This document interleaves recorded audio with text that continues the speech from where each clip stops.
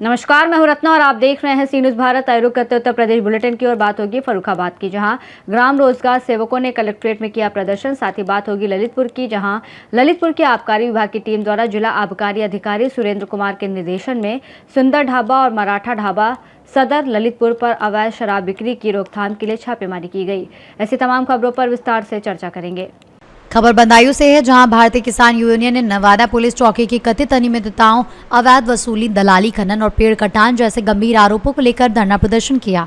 धरने की अध्यक्षता चौधरी भागमल यादव ने की, संचालन जसवीर यादव ने किया, जबकि जिला अध्यक्ष KPS राठौर ने पुलिस चौकी पर फरियादियों को डराने, धमकाने, झूठे मुकदमों की धमकी देने, अवैध वसूली और पक्षपातपूर्ण कार्रवाई जैसे आरोप भी लगाए। साथ ही नगर अध्यक्ष अरुण शर्मा ने कई गांवों में विकास कार्यों में अनियमितताओं की जांच की मांग की।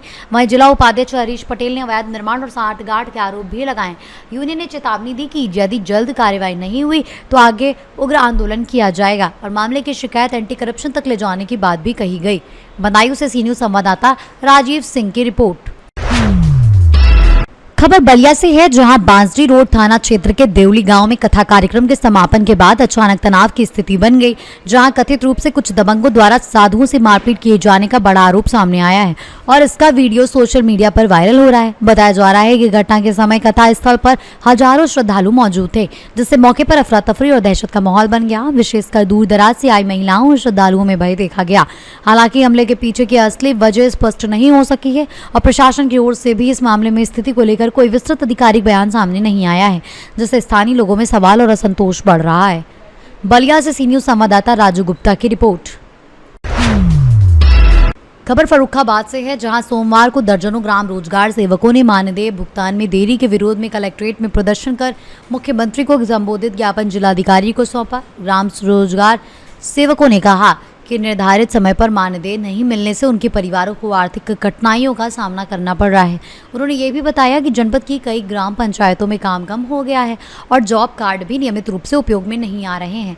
रोजगार सेवकों ने समय पर मानदेय भुगतान सुनिश्चित करने की मांग की, ताकि वो अपने परिवार का उचित पालन पोषण कर सकें।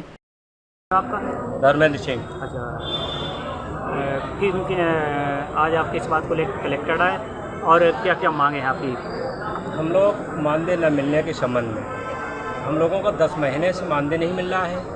कई जगह 8 माह का है, कई जगह 5 माह का है, जबकि अन्य जगह अन्य प्रांतों में मानदेय किसी का 29,000 है, किसी का 24,000 है।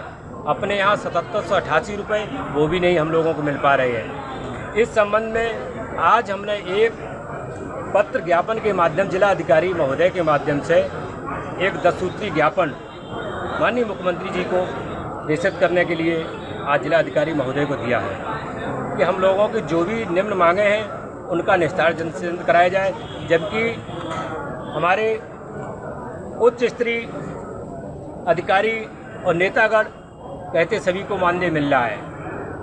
मैं जनपद फर्रुखाबाद में आज इस आप लोगों के माध्यम से मैं बताना चाहता हूं कि हम रोजगार सेवकों का किसी का 8 माह से किसी 5 माह का मानदेय हम लोगों को 7788 रुपये अभी तक बकाया है, अभी तक न मिला है। जो EPF कटौती हम लोगों को उसी पैसे से की जा रही है, वो भी हम लोगों को खातों में जमा नहीं कराई जा रही है। जो हमारे मृत साथी है उनको उसका लाभ नहीं मिल पा रहा है। कल मंत्री जी आए थे, मंत्री जी ने कहा हर किसी विभाग के सभी को वेतन मिल रहा है। क्या कहेंगे आप इस बारे में? हो सकता है हम लोगों को मंत्री जी की बारे में लोगों ने जानकारी ना बताया हो सकता है उनकी नज़रों में हम लोग रोजगार सेवक ना हो।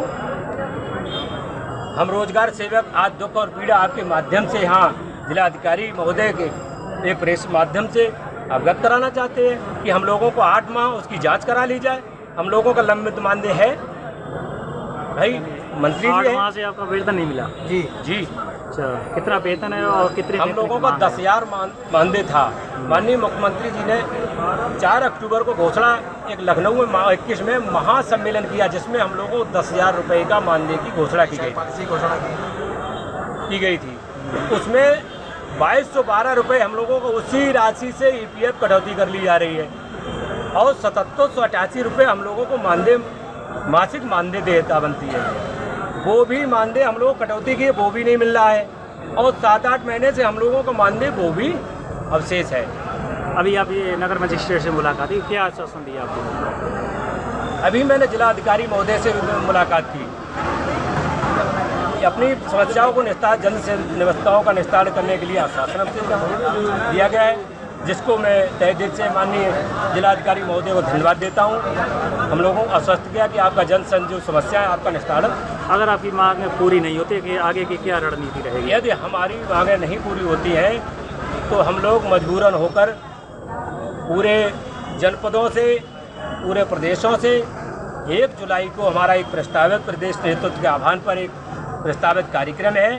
यदि हम लोगों की इन मांगों पर विचार न किया गया तो लखनऊ में हम विधानसभा का घेराव मजबूरन होकर करना पड़ेगा। फर्रुखाबाद से सी न्यूज़ संवाददाता आदेश की रिपोर्ट। खबर इगलास से है, जहां पुलिस क्षेत्राधिकारी सर्कल के थाना मडराग क्षेत्र के अंतर्गत गांव सिरकना से एक व्यक्ति ने पारिवारिक कलेश के चलते गोली मारकर आत्महत्या कर ली है। मौके पर पहुंची पुलिस ने मृतक के शव का पंचनामा भरकर अंतिम परीक्षण के लिए भेज दिया है। प्राप्त जानकारी के मुताबिक पुलिस क्षेत्राधिकारी सर्कल के थाना मडराग क्षेत्र अंतर्गत ग्राम सिरकना के 28 वर्षीय बिट्टू द्वारा पारिवारिक कलह के चलते गोली मारकर आत्महत्या कर लेने की सूचना प्राप्त हुई। सूचना पर स्थानीय पुलिस व फील्ड यूनिट द्वारा घटनास्थल का मौका मुआयना किया गया। फील्ड यूनिट द्वारा साक्ष्य संकलन कर शव को पोस्टमार्टम हेतु मोर्चरी भिजवाया गया। अग्रिम विधिक कार्यवाही प्रचलित है। मौके पर शांति है।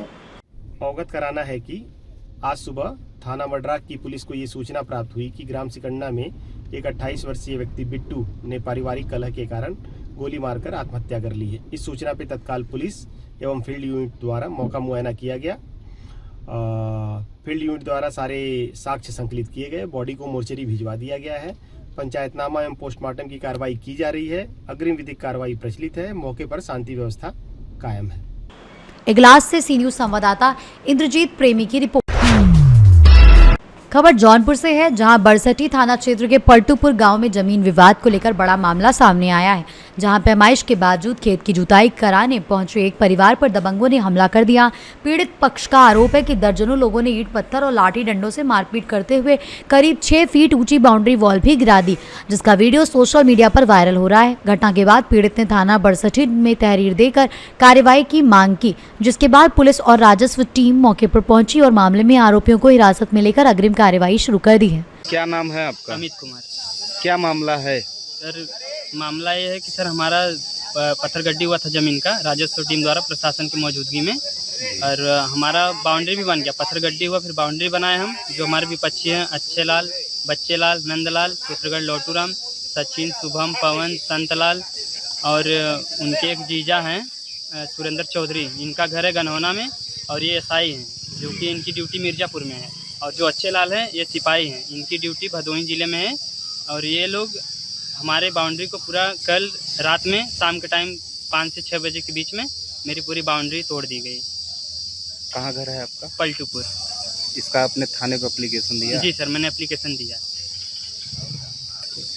क्या चाहते हैं आप? सर मैं यही चाहता हूँ कि हमारे परिवार को जान को खतरा है, कब किसके साथ कौन सा हादसा हो जाए कोई गारंटी नहीं, क्योंकि ये लोग रात में मेरे घर के आगे पीछे रोड लेके घूमते हैं, ना तो रास्ते में आने जाने देते हैं। कोई भी दिखेगा ये लोग धमकियाँ देते हैं, चाकू लेके घूमते हैं। मेरे परिवार को कुछ भी हुआ तो इसका जिम्मेदार होंगे अच्छेलाल सिपाही और उनके जीजा सुरेंद्र चौधरी। जौनपुर से सी न्यूज़ संवाददाता अनुपम कुमार मौर्य की रिपोर्ट। खबर ललितपुर से है, जहां जिला आबकारी अधिकारी सुरेंद्र कुमार के निर्देशन में आबकारी विभाग की टीम ने सुंदर ढाबा और मराठा ढाबा पर अवैध शराब बिक्री के खिलाफ छापेमारी की। इस दौरान 12.88 लीटर अवैध शराब बरामद की गई, जिसमें 11 लीटर देशी शराब और 1.88 लीटर विदेशी शराब Royal Stag, McDowell's, Blenders Pride brand शामिल हैं। मौके से अजय सिंह निवासी कल्याणपुर और सुंदरलाल कुशवाहा निवासी नवीन गल्ला मंडी को गिरफ्तार कर उनके खिलाफ कोतवाली थाना ललितपुर में आबकारी अधिनियम के तहत मुकदमा दर्ज किया गया। छापेमारी में आबकारी निरीक्षक सदर अनिवंता तिवारी, मडावरा प्रशांत कुमार और मेहरौनी विपिन कुमार सहित टीम मौजूद रही।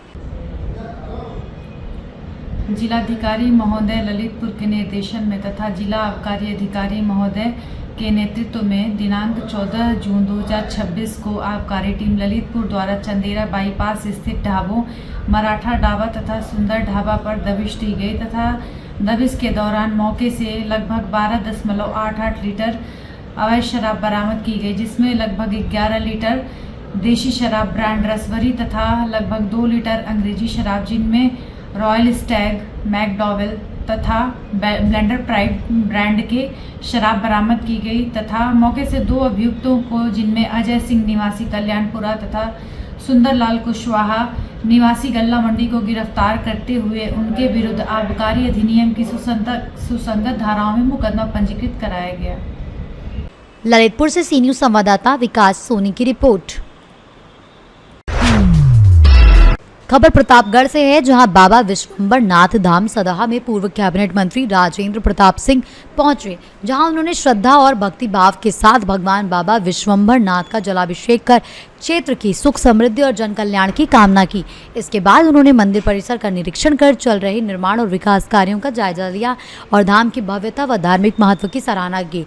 इस दौरान उनकी रामदेव पांडे से दूरभाष पर धाम के विकास और भावी योजनाओं को लेकर चर्चा हुई। कार्यक्रम में समाज सेवी राजेश पांडे, अनुभव पांडे, बम जी सहित कई श्रद्धालु और गणमान्य लोग मौजूद रहे, जबकि मीडिया प्रभारी विनोद पांडे भी उपस्थित रहे। पूरे परिसर में वैदिक मंत्रोच्चार और हर हर महादेव के जयघोष से भक्तिमय वातावरण बना रहा। प्रतापगढ़ से सी न्यूज़ संवाददाता रोहित जायसवाल की रिपोर्ट। खबर प्रयागराज से है, जहां surveillance cell Ganganagar police team ने कमिश्नरेट प्रयागराज में जन सामान्य के खोए हुए 210 मोबाइल फोन बरामद कर उनके वास्तविक स्वामियों को सुपुर्द किया, जिनकी अनुमानित कीमत 63,24,000 रुपये बताई गई है। पुलिस उपायुक्त गंगानगर के पर्यवेक्षण में टीम ने CEIR portal, call record, CCTV footage और लोकेशन ट्रैकिंग जैसे तकनीकी साधनों की मदद से मोबाइल फोन ट्रेस किए। बरामद मोबाइलों को उनके मालिकों को लौटाकर उनका महत्वपूर्ण डेटा सुरक्षित किया गया।